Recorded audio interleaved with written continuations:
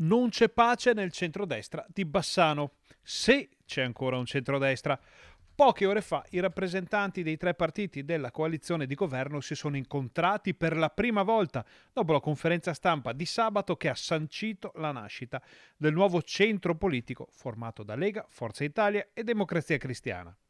La componente di Fratelli d'Italia aveva promesso reazioni a tutti i livelli istituzionali e l'incontro di oggi sembrava proprio l'occasione per rinsaldare un'amicizia oppure per romperla in modo definitivo.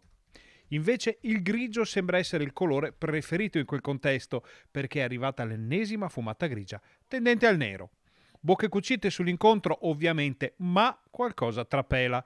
E quel che trapela mette in una prospettiva decisamente nuova le ultime settimane di tira e molla fra le componenti del governo cittadino. Pare infatti che le proposte di Fratelli d'Italia abbiano lasciato a dir poco freddi i dirimpettai del Carroccio, dei quali viene riferita una certa insofferenza ai veti imposti in questa lunghissima trattativa proprio dai meloniani.